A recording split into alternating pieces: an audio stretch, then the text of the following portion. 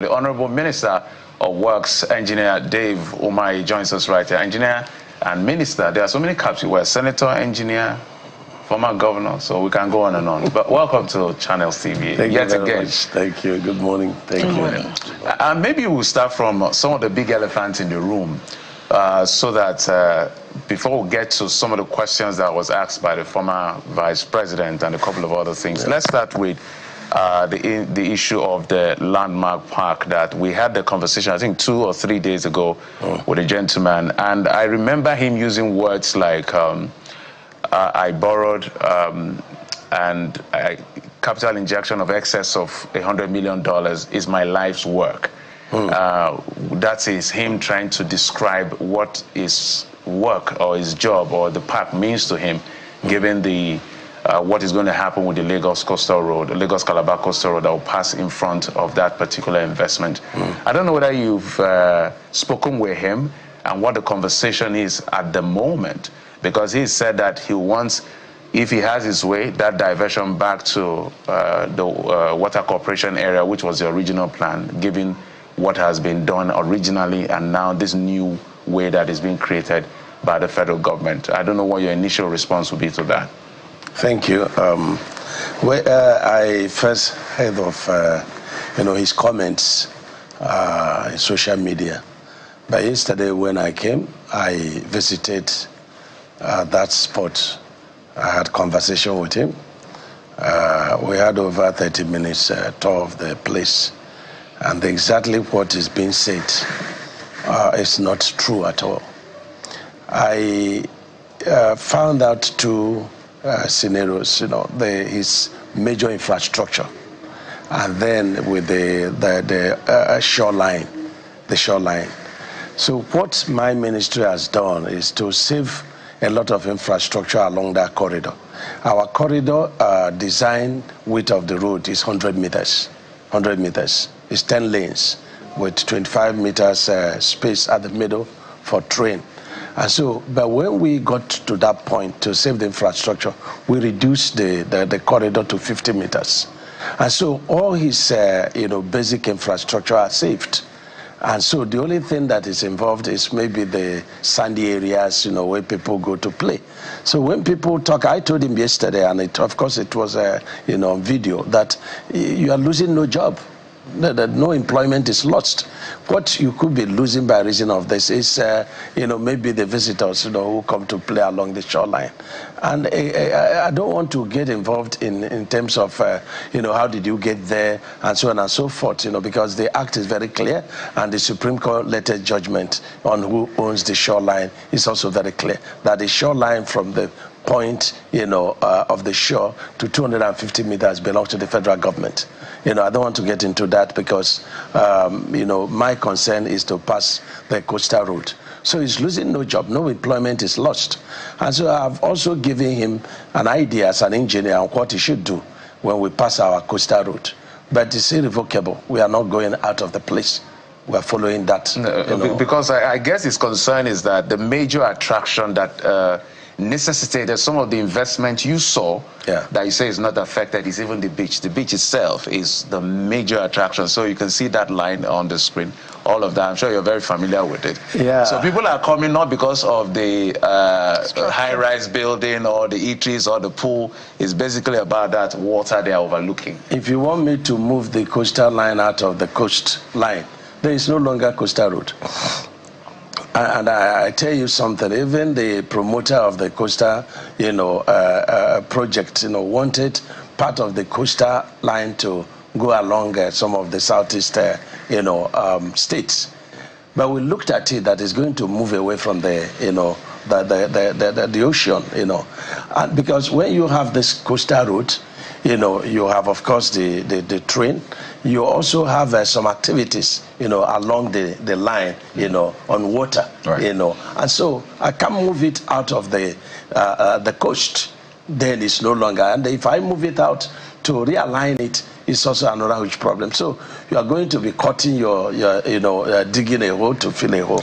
So we're not going to do that. I'd like you to speak to the narrative that there was an original design said to have been done by JB that passed through the waterworks route and then they're saying this is a new design entirely that is now passing through the business. I'd like you to speak to that because that's causing a lot of controversy.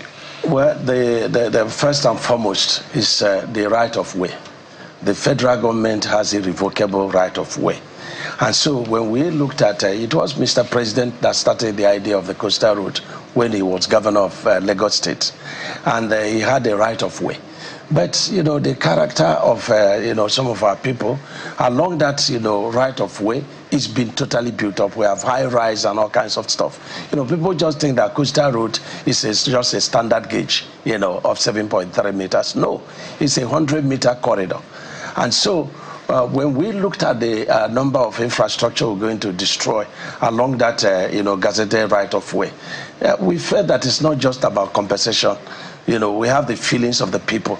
And so we had to do some economic indices. You know, we analyzed it. And we felt, one, we have to be within the coast. And number two, we are going to save a lot of infrastructure. And that's what we've done. You know, we have had to redesign to be along the coast.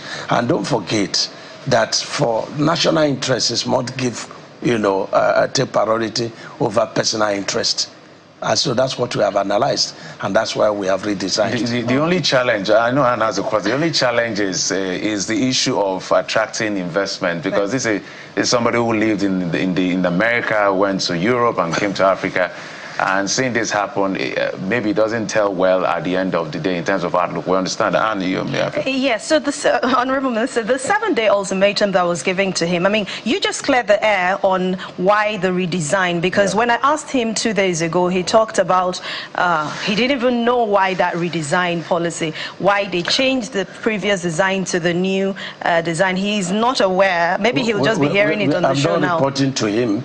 You know, it's I know, but I mean, it's not and there are other businesses. There are other businesses. Corridor, it's just not just it's not just his own. Yes. You know, we have the is it Oniru? You know. Of course, they're all affected. And we're taking, you know, all that shoreline. And so I don't know why landmark owned is okay, but my question now is the 7-day ultimatum given to all the businesses on that route. You want me to increase it?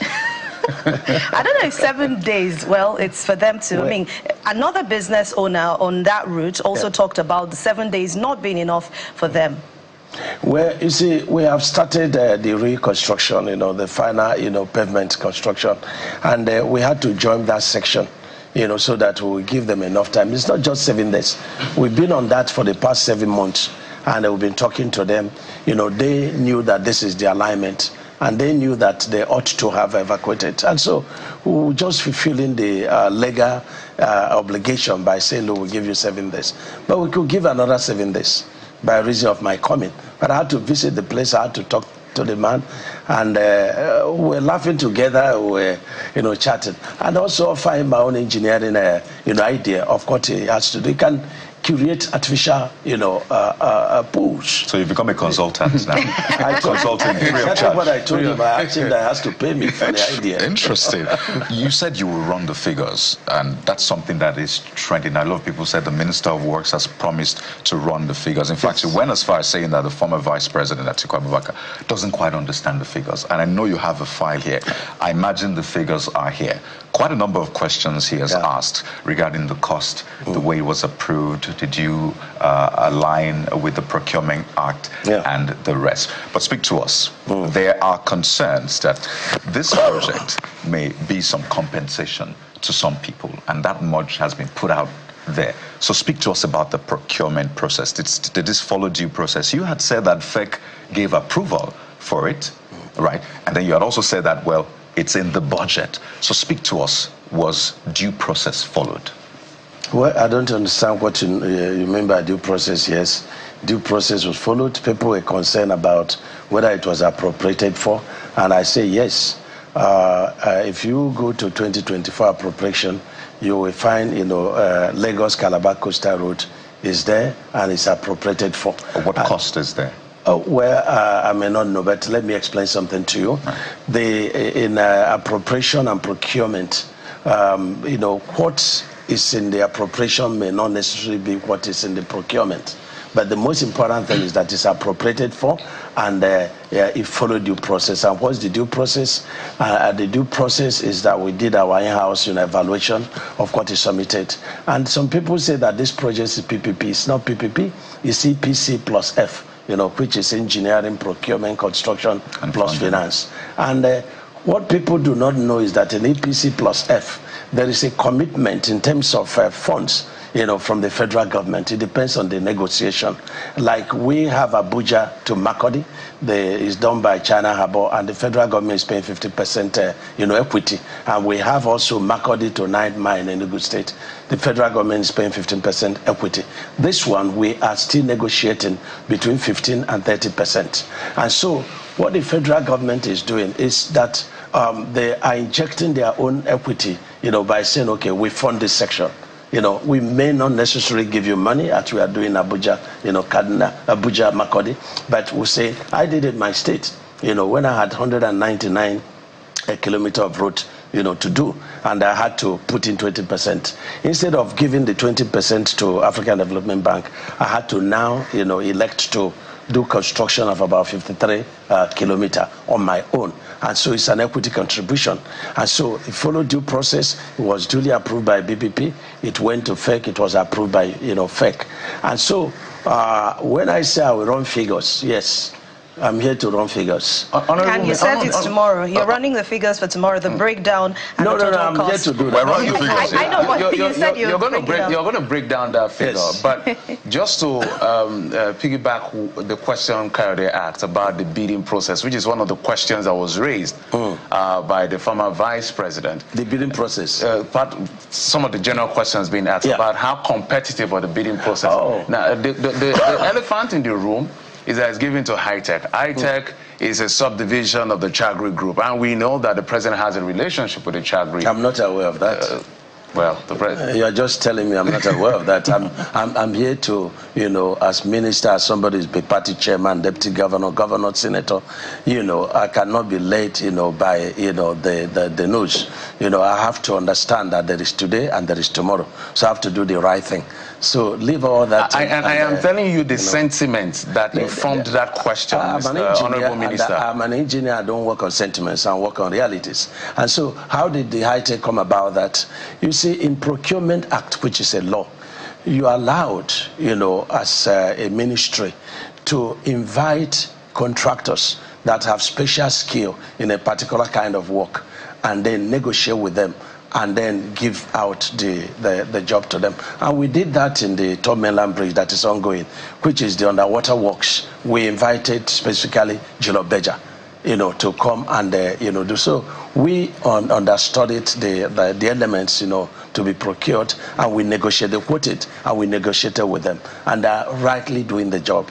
And so when it comes to the coastal route, yes, we looked at the problem of ocean surge, and we looked at the pedigree of companies that have the capacity and the track record of doing that. So we went to look at the Eco-Atlantic. I lived in Lagos, at the time we had the challenge, where the flood was almost taking over the entire VI, and high-tech. It was the only company that was able to cure that problems. And when the National Assembly visited, they were so satisfied with the measure they put in place, to contain the ocean surge. That's one. Two, when you are doing a, coastal route, you are dealing with a very high water table. And so the issue of asphalt flexible pavement will not come to play. It is only concrete, and concrete is very friendly with water. And so we look at the company that has a track record so far in Nigeria that has done concrete road. And what comes to mind is high-tech. And how you look at the upper portion, you are aware of the problems we've had in the past until Dangote and high-tech came up under tax credit to do that road. And today we are enjoying it. We look at the deep sea port, it's also on concrete road. And in fact, people say that we are, doing decking on road, and that is exactly what they are doing. So they have that, pedigree of ability to, contain the ocean surge, problems. They also have this proven track record of, reinforced concrete road pavement. So that's how it came about. So for you, it was purely a technical competence consideration. It's not just technical. You also have to consider the commercial, the ability, the capacity. So there are a lot of factors, that were put in place in line with the Procurement Act, and that's exactly what happened with the China, China Harbor, Abuja to Makurdi, Makurdi to 9th Mile. So it's not an isolated case. There are also cases that are as such. One of the narratives that people have made about your appointment is, well, fantastic. This is a round peg in a round hole. People listen to you talk, use those terms, and they're impressed, naturally. Minister of Works and engineer, perfect. I understand engineering. Exactly. So, and you have to give that to people. They recognize that and appreciate that. So, from your experience, and maybe this, I don't know if this is the most ambitious project you have undertaken, perhaps more. How long does it take to get, the right-of-way drawings for a project as ambitious as this on a normal day? You can get, it depends on your, technical, capacity and what is involved, the route survey, the hydraulic, study, the soil test, then the design, and then to also understand the encroachments, and then ESIA, that's environmental impact assessment, So these are all the elements, that put together, and then you now begin to talk about, the cost consideration. And in doing cost consideration, it's like you want to go to Abuja. Which one is the shortest, route to Abuja? But the important thing is that you get into Abuja. But then the stability of the infrastructure is taking a priority. And so it depends on the capacity and what you meet on the way. You could get to, there's a point we got to in the course of this design in Cross River, and it was predominantly the route, that the bandits are staying. So it's either we wait for the security put to clear the bandit, or we have to talk to the stakeholders, on how to realign. So will it take anything less than 2 years? No. It could take 5 months. It could take 5 months. Yes, but for 700-kilometer project such as this one. Of course, it could take 5 months. It could take 7 months. But let me tell you something. Along the course of the project execution, there are also tests that are being carried out. That's presently we realigned from kilometer 1.3 to kilometer 7. We had to realign, the project. The project corridor is 100 meters. First, we had to shrink it, to 50 meters corridor, and then also did not include the train track. But they were all designed to have this. So that when we're confronted with situation on site, we had to redesign. So even in normal road construction, it's not a static thing. As you go along, you may discover that the test you did, because you are not doing tests on the road, at every inch, but you may discover that along the line that the test you did, did not cover, certain sections, and you've discovered, a different, a situation, and so you have to redesign. So it depends on the capacity and capabilities of this. And don't forget that this coastal road design, and procurement has been there by NDDC. For years. They have their study. I have that book, it's quite very bulky. They have their study, they have their design done over the years. Even though we did not follow exactly, that design, but we had to study the design and then to take information from that to compare with the design we have from the CPC plus F.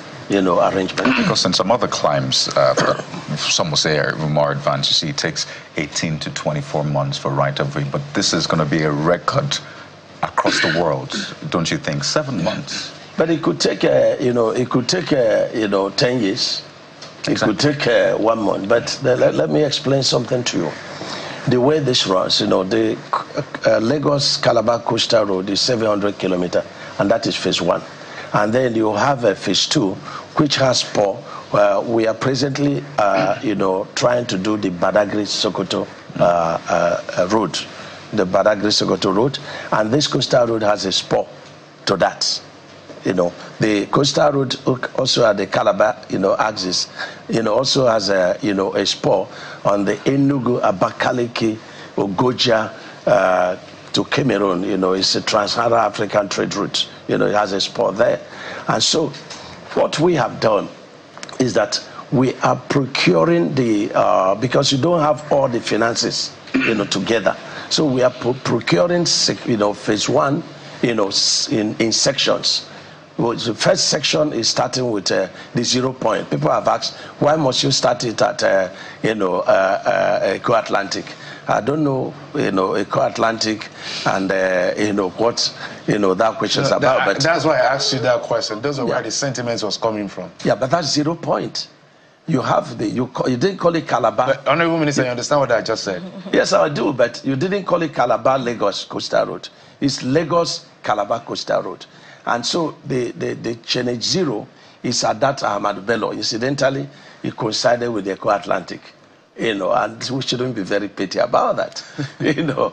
And then it's also the most economically, you know, viable route, because we intend to, you know, complete that 47.47 kilometer, and we toll it.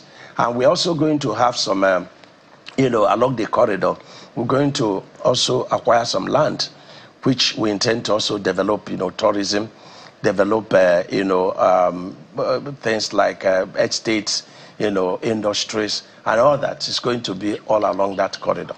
And again, the train, when we came to start, you know, we weighed the possibility of destroying mega infrastructure.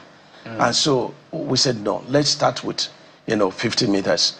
And then we omitted the train track at the beginning of the road, for the reason that we don't have enough corridor to evacuate people and to bring people to join the train.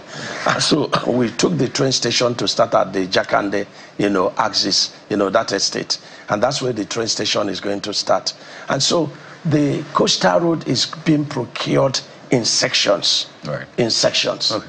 So some have argued about the cost of per kilometer compared to the cost that it was before. I mean, everyone will ask, does the government have a standard in pricing per kilometer depending on the road construction involved?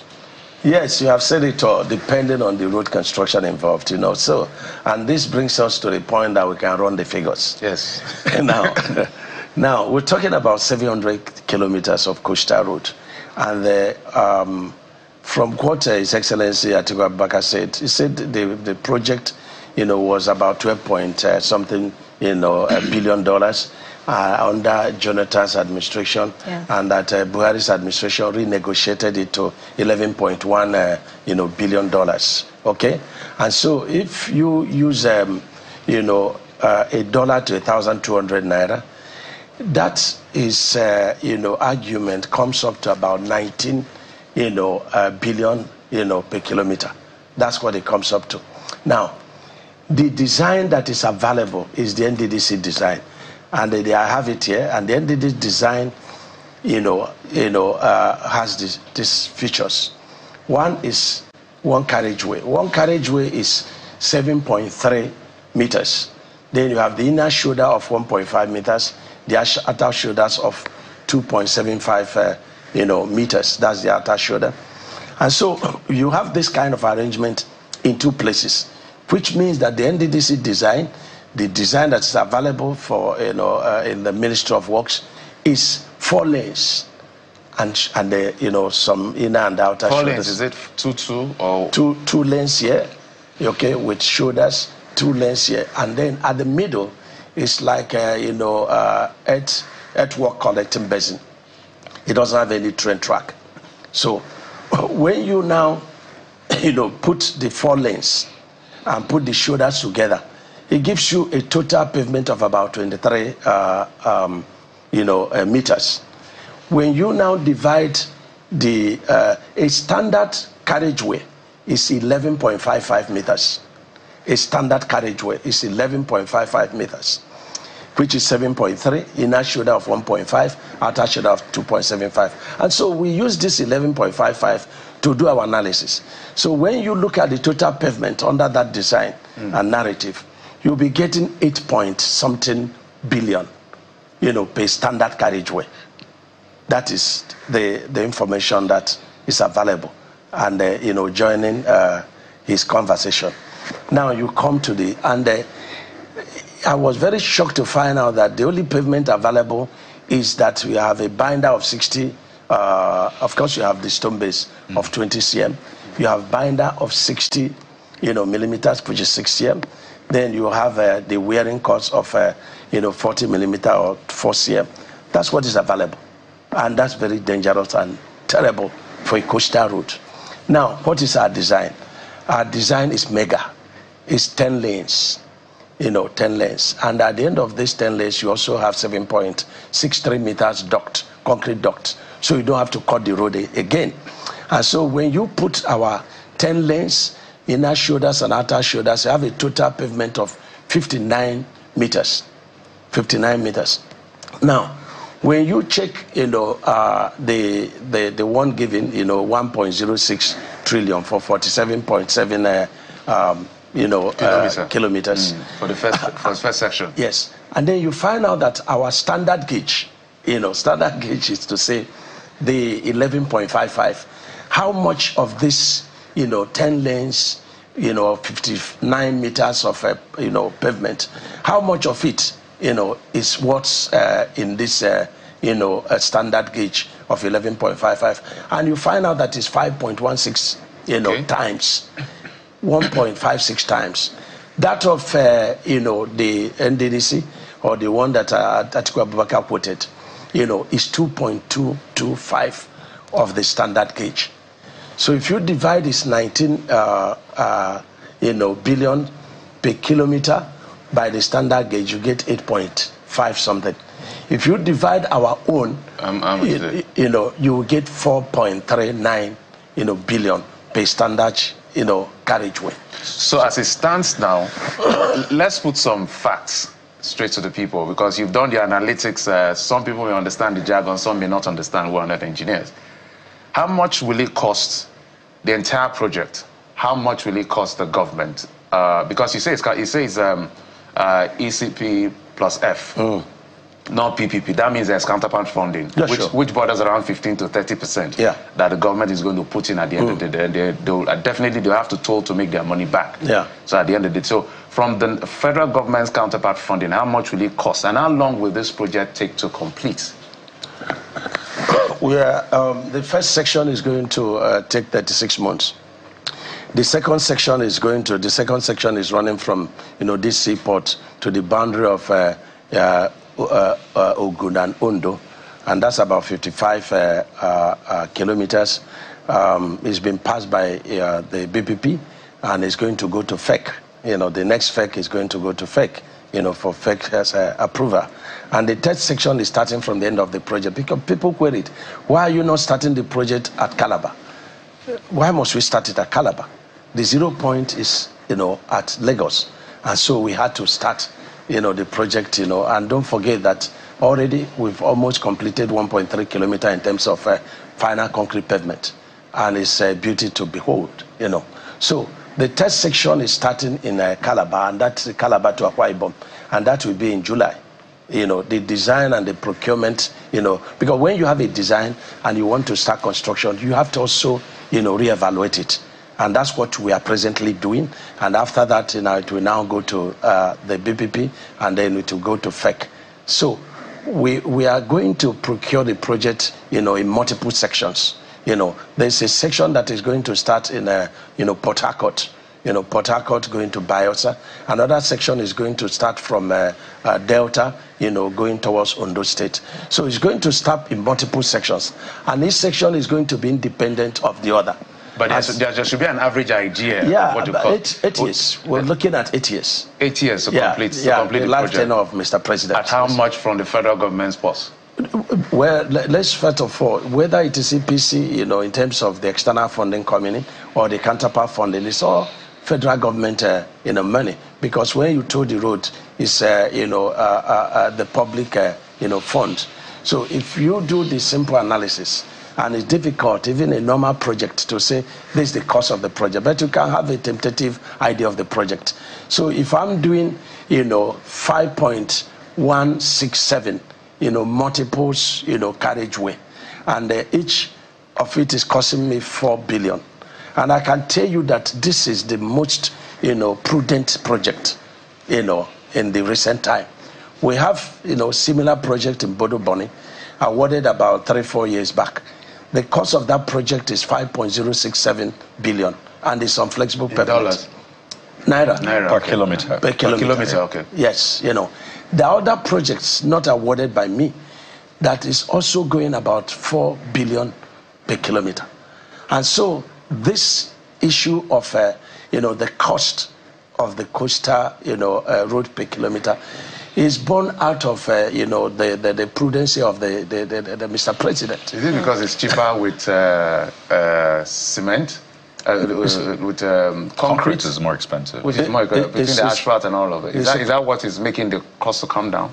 It's not making the cost come down. The cost is coming down because we are facing the realities of the time. Okay. But we've not been able to put a figure to this part of I'm trying to put figures. Okay. We're curious to know the figures because I'm almost getting to that. It's our national budget, and there's a spending limit, and we're running deficits every other year, so it's our Commonwealth. So we're trying to know the an investment, and there's return on investment. Yeah, you'll get to that. Right now. If you do, 5.167, multiple, standard carriage way, and I've told you that, the cost of, of that is tentatively 4.359 billion per that standard gauge. So you multiply 5.167, by 4.3, 4.3, yeah. So you have a tentative cost. Sorry, say that again. So 4.3 per kilometer? Yes, times. That is, the standard gauge. You want to do the math? Okay. I want to just do the math so that everybody knows. I don't want my head to blow. He's the engineer. You already said you release those figures tomorrow. So let's just help Nigerians. Let's just help. So I was misquoted. I didn't say tomorrow. I came to run the figures. I started yesterday. Right, so 4.39 billion. Yes. Multiplied by 700. No, it's 700. We'll first multiply by the different sections. So help us. You're the expert. You're the engineer. So we don't get our head blown up. So, Honorable Minister, what Nigerians perhaps are trying to say? So 4.39 multiplied by that. Can I give you the tentative? Yes. You can. We know it's tentative. That's okay. 4.39. Multiply 4 by 5. Times 5. Yes. Okay. You get about 20, is it correct? 21.95. Yeah, multiplied by 700. You get about 14 trillion. 700. Yes. That's 15.3 trillion. Yes. The Honorable Minister knows his math. So it's going to cost 15.365 trillion. Let me explain. Okay. It's going to be a tentative figure. Okay. When we pass through, a section that is, what is costing a lot of money is the self-filling. And I'm very proud of this figure. I'm very proud of the cost. I'm very proud that I did a very good job. And there's something that years after, I would have left, this office, I will be able to defend it. And it didn't just come, we argued, we quarreled, there were rejections, and so on and so forth. But the basic, elements in this construction is the self-filling. And the basic elements in this job is, the issue of the concrete and the reinforcement. So I had to analyze it from the first principle. How much is sand, how much is chipping, how much is cement, and then I put a cost based on Procurement Act that this is your, profit and overhead. So I arrived at a figure, and the figure I arrived at concrete is the same figure I give to other contractors. Now, I also arrived at how much is per meter cubed of, sand filling.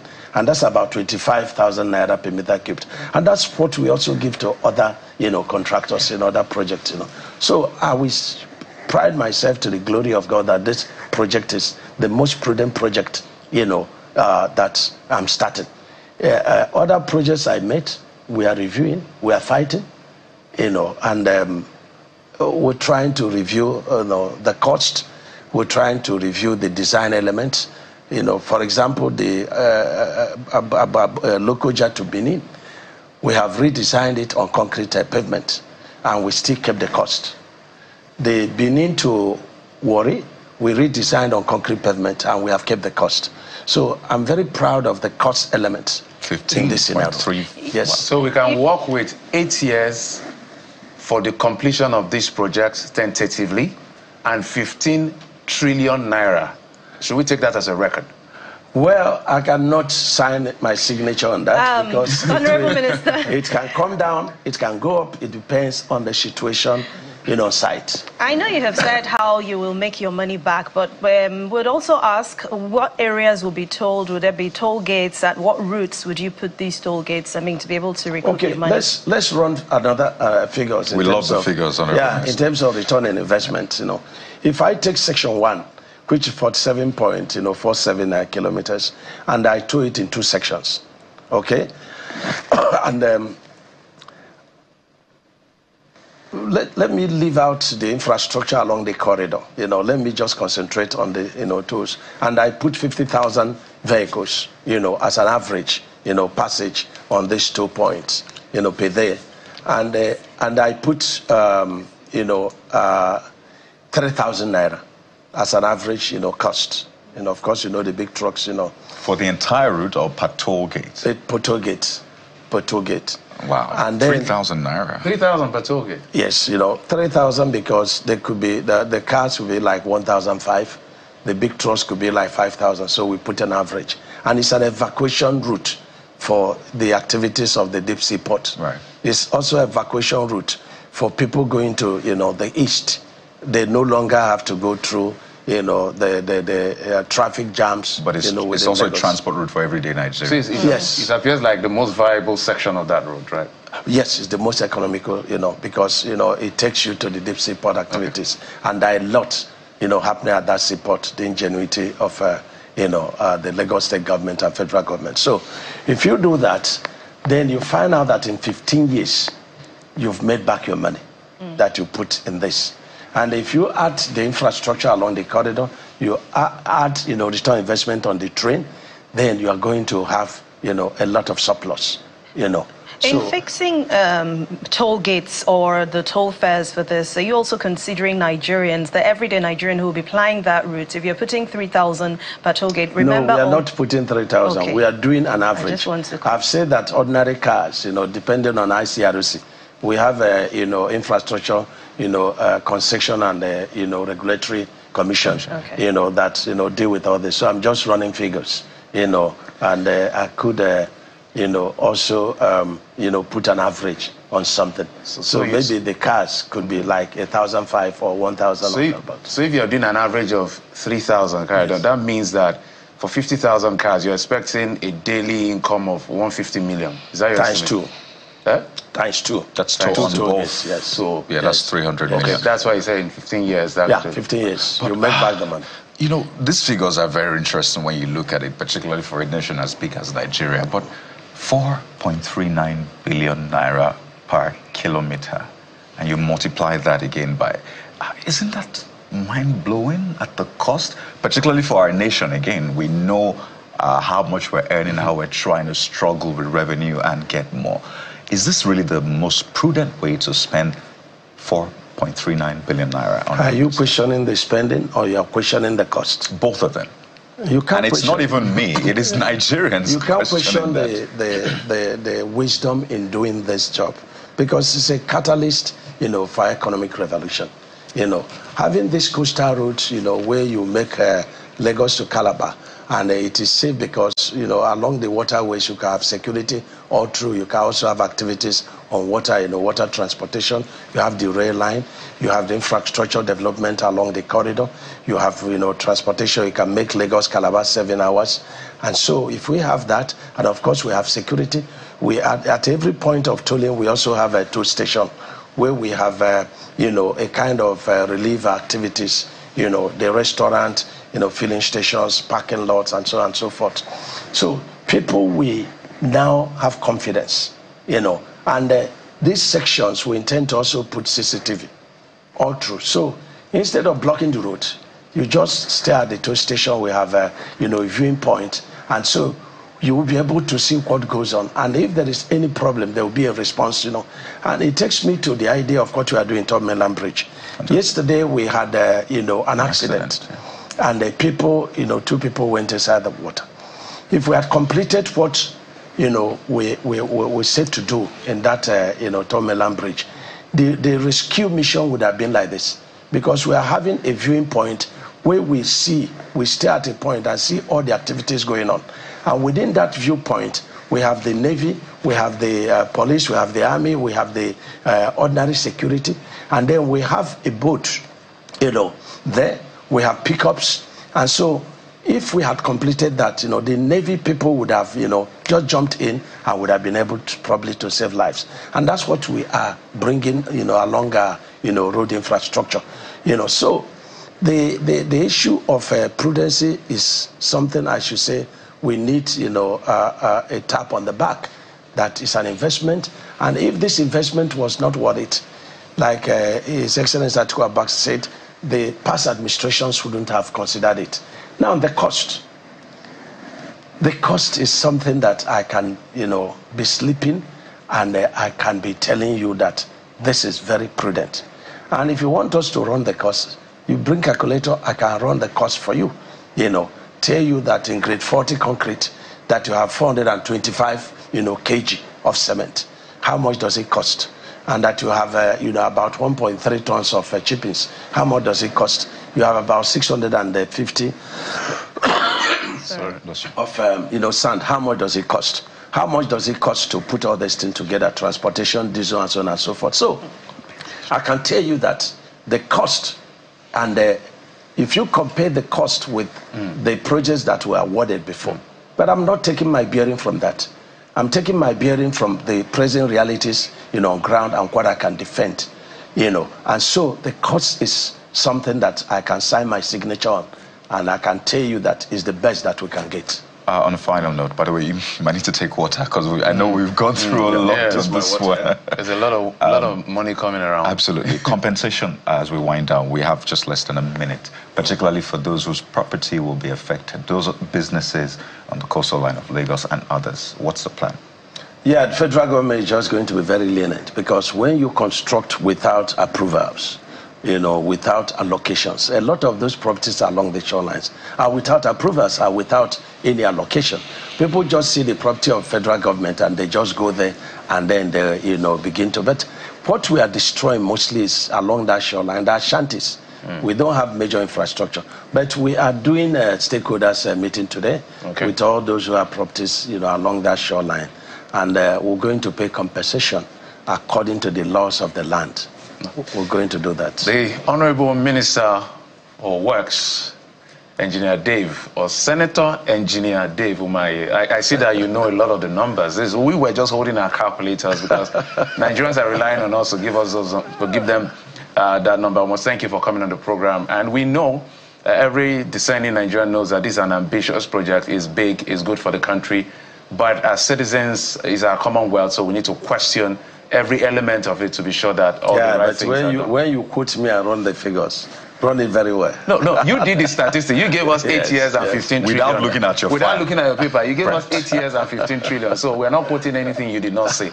You say it could go up or go down. We'll stay around it. Thank you, Engineer David, for coming on the program. Thank you. And